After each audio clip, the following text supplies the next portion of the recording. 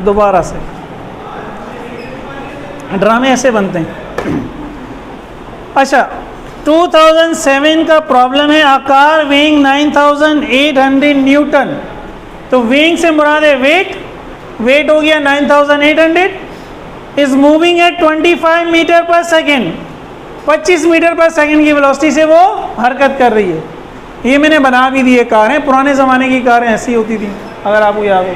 अब तो फैंसी कारें आ गई है ना, डिज़ाइन आ गए। अब गरीब आदमी के पास ऐसी गाड़ी होती है, मेरे जैसे गरीब आदमी के पास। अमीरों के पास बड़ी बड़ी डिज़ाइन वाली तिरछी यूँ शेप बनी होती है, यूँ बनी होती है, ठीक है। तो ये कार 25 मीटर पर सेकेंड से मूव कर रही है, ठीक है।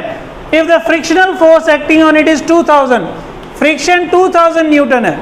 फ्रिक्शन क्या करती है? मोशन को अपोज करती है, इसलिए हमने फ्रिक्शन की डायरेक्शन क्या बना दी? अपोजिट बना दी। वो इसको रोकने की कोशिश करेगी, ठीक है। अच्छा, आगे क्या हुआ? How fast is the car moving when it has travel 60 metre. गाड़ी कितनी स्पीड से चल रही होगी? तो दोबारा स्पीड पूछ ली, इसका मतलब है फाइनल स्पीड। जबकि इसने 60 मीटर कवर कर लिए हैं, तो मीटर किस चीज़ की यूनिट है? डिस्टेंस की। तो 60 मीटर डिस्टेंस हो गया, ठीक है। अब अगर हम अपने डेटा को देखें, हमें निकालना है VF, और ये जो VF है ये हमारे मोशन के फॉर्मूलों में, एक इस फॉर्मूले में और एक इस फॉर्मूले में। दूसरे फॉर्मूले में VF मौजूद नहीं है। अगर मुझे इस फॉर्मूले से VF निकालना है तो VI पता होना चाहिए, S पता होना चाहिए और A पता होना चाहिए। इस फॉर्मूले से VF निकालना है तो VI पता होना चाहिए, A पता होना चाहिए और T। वैसे ही देख लें, इस फॉर्मूले में थोड़ी सी मुश्किल है हमें। VI तो दिया हुआ है, A और T दोनों निकालने पड़ेंगे। इस फॉर्मूले को निकालने के लिए हमें VI भी दिया हुआ है, S भी दिया हुआ है, सिर्फ क्या निकालना है? A निकालना है। A कहाँ होता है? फोर्स अगर दियो तो F = M में। M कहाँ छुपा हुआ है? M W में छुपा हुआ है। इसलिए हमने स्टार्ट कहाँ से किया? W = mg। M बराबर हो गया W/g। वैल्यूज पुट की, कैलकुलेटर से सॉल्व किया, 1000 आ गया। F = M में A बराबर हो गया F/m, M डिवाइड हो गया 2000/1000, वैल्यूज पुट की, A आ गया 2। अब फ्रिक्शन की डायरेक्शन मोशन के अपोजिट है, तो एक्सेलरेशन भी फ्रिक्शन की डायरेक्शन में होगा, फोर्स की डायरेक्शन में। तो acceleration is opposite to motion. ये मोशन है, ये एक्सेलरेशन है, इसलिए एक ही जगह क्या लिख दिया? माइनस। अब हमने फॉर्मूला लगाया VF² - VI² = 2s। VI इधर आके प्लस हो गया, वैल्यूज पुट कर दी, इसका स्क्वायर ले लिया, इसको सॉल्व किया, ये माइनस साइन इसके साथ आ गई, इसमें जिसको माइनस किया ये आया, स्क्वायर ख़त्म करने के लिए अंडर रूट ले लिया, 19.6 मीटर पर सेकेंड आपका आंसर आ गया, उससे कम आ गया, ठीक है। अगर आप एक्सेलरेशन को माइनस में नहीं लेंगे, प्लस में लेंगे, आपका आंसर 25 से बड़ा आ जाएगा। हालांकि आंसर 25 से बड़ा तो हो ही नहीं सकता। क्यों? क्योंकि फ्रिक्शन तो गाड़ी को क्या करेगा? रोकेगा। जो मैं आपको बता रहा हूँ, यहाँ माइनस साइन लगाना क्यों ज़रूरी है? सही है। तो इक्वेशन ऑफ मोशन में हमें एक्सेलरेशन के साइन का ख्याल करना पड़ता है। एक्सेलरेशन सेम डायरेक्शन में हो तो पॉजिटिव, अपोजिट डायरेक्शन में हो तो इस फॉर्मूले में नेगेटिव में रखने की ज़रूरत नहीं होती। कल हमने क्या किया अभी, F = m है। आप वैल्यू नेगेटिव कर दोगे तो F का आंसर वही आएगा, सिर्फ शुरू में क्या हो जाएगी? Negative sign. समझ में आ गई है भाई सबको बात? ये उतार लें, अभी भी कुछ जहन में सवाल है तो पूछ लें।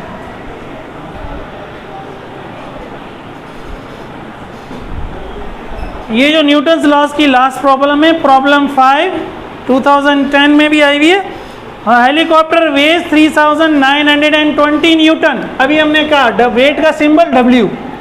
वेट है क्या? वो फोर्स जिससे ज़मीन किसी भी ऑब्जेक्ट को अपने सेंटर की जानिब खींचती है। ये ऑब्जेक्ट मैंने छोड़ा, ज़मीन के सेंटर की जानिब ये जा रहा।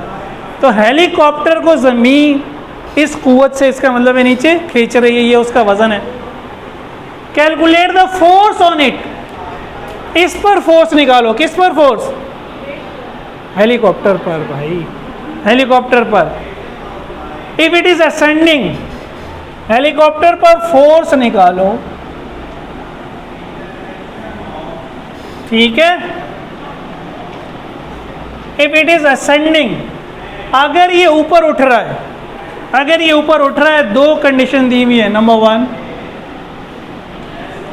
Eight a rate of 2 metre per second square, 2 metre per second square किस चीज की यूनिट है ये? क्या नाम दूंगा इसको? ए। तो पहले केस में तो कह रहा है जब एक्सेलरेशन ये है तो हेलीकॉप्टर पे कौन सी कुव्वत जो उसको ऊपर उठा रही है। Number B, with constant speed. अच्छा बी, ए बी कह दिया, वैसे 1 2 कहना चाहिए वरना कंफ्यूज होंगे हम। वो कांस्टेंट स्पीड से ऊपर उठ रहा है और वो स्पीड है 4 मीटर पर, तो मीटर पर सेकंड किसकी यूनिट है? वेलोसिटी की। और कांस्टेंट है, वी आई वी एफ नहीं है, सिर्फ वी है। वेलोसिटी चेंज, कांस्टेंट का मतलब ये चेंज नहीं हो रही। अच्छा अब देखें सॉल्यूशन। अभी जो मैंने आपको समझाया, अगेन गरीब आदमी का हेलीकॉप्टर है, ठीक है, ये वो हेलीकॉप्टर है, ये इसका पर है, ठीक है। अब ये हेलीकॉप्टर ऊपर जा रहा है। वेट किसी भी चीज पे वेट एक्ट करता है नीचे, वेट तो कहेगा इसको कि नीचे आ भाई, कहाँ ऊपर जा रहा है। कौन इसको ऊपर लेके जा रहा है? हेलीकॉप्टर का इंजन, वो एक फोर्स लगा रहा है ऊपर, जिसको हमने कहा एफ एच। सही है। अच्छा तो टोटल फोर्स क्या हुई? टोटल फोर्स क्या हुई? हेलीकॉप्टर कहाँ जा रहा है? असेंडिंग, ऊपर जा रहा है। जब ऊपर जा रहा है तो टोटल फोर्स कहाँ होगी? ऊपर। अभी मैंने समझाया ना, तो टोटल फोर्स जब ऊपर होगी तो इसका मतलब है कि टोटल फोर्स एफ एच की डायरेक्शन में, एफ एच डब्ल्यू से ज़्यादा है जब ये ऊपर जा रहा है। अभी जो मैंने आपको समझाया, इसका मतलब है मेरी जो टोटल फोर्स है वो क्या है? F H minus W. अभी मैंने आपको क्या बताया था? ये 20 है, ये 10 है, तो 20 माइनस एफ के बराबर है। नाम चेंज हो गया ना, समझिए, ये वो 20 है, ये वो 10 है, और जिस डायरेक्शन में 20 होगी उसे, अब समझिए ये दोनों खत्म हो गई। ये वाली फोर्स इसको ऊपर उठा रही है, ठीक है, सही है। निकालना एफ एच है, डब्ल्यू इधर आके क्या होगा? प्लस होगा। F plus W is equals to F H. और अगर एफ एच को इधर लिखना है जो हम करते हैं तो साइड चेंज कर दो, इस पूरे को इधर लिख लो, इस पूरे को इधर लिख लो, एक ही बात है। एफ एच बराबर हो गया एफ प्लस डब्ल्यू। अब मसले है डब्ल्यू तो गिवन है पूरा, एफ नहीं गिवन। अभी मैंने आपको समझाया था एफ क्या होता है एम में, ये टोटल फोर्स है प्लस डब्ल्यू। मसला अगेन एम का आ गया, एम डब्ल्यू से निकलता है, अभी हमने निकाल के देखा। इसको मैंने नाम दे दिया इक्वेशन 1। डब्ल्यू बराबर है एम जी, एम बराबर हो गया डब्ल्यू अपॉन जी 3720 अपॉन 9.8, तो एम बराबर हो गया, इसको डिवाइड करें। अच्छा 3920, आंसर क्या है? 400 पूरा किलोग्राम मास आ गया। अब जब मास आ गया, पहले एक्सेलरेशन दिया हुआ है, डब्ल्यू भी दिया हुआ है, इक्वेशन 1 मेरी क्या हो जाएगी? इक्वेशन 1 में मैंने वैल्यूज पुट की। इक्वेशन 1 ये मैं दोबारा लिख रहा हूँ आपको समझाने के लिए, वैसे डायरेक्ट भी वैल्यू पुट कर सकते हैं। एम ए प्लस डब्ल्यू, तो एफ एच एम की जगह कितना आ गया? 400, ए कितना है 2, डब्ल्यू कितना है 3920, तो एफ एच कितना हो गया 800, 4 मल्टीप्लाई बाई 2 प्लस 3920, और 339 में 8 जमा किया तो 4720 न्यूटन। हेलीकॉप्टर पे ये फोर्स लग रही है, डब्ल्यू से बड़ी है जब ये हेलीकॉप्टर ऊपर जा रहा है, ठीक है। अब गौर से सुने, अगला अगला अगला काम सुने। नेक्स्ट पार्ट 2, v है 4 मीटर पर सेकेंड, होगा ऐसे ही सॉल्व। इक्वेशन 1 निकलेगी, इक्वेशन 1 से ही फोर्स, हमें एक्सेलरेशन चाहिए। क्या होगा एक्सेलरेशन इस केस में?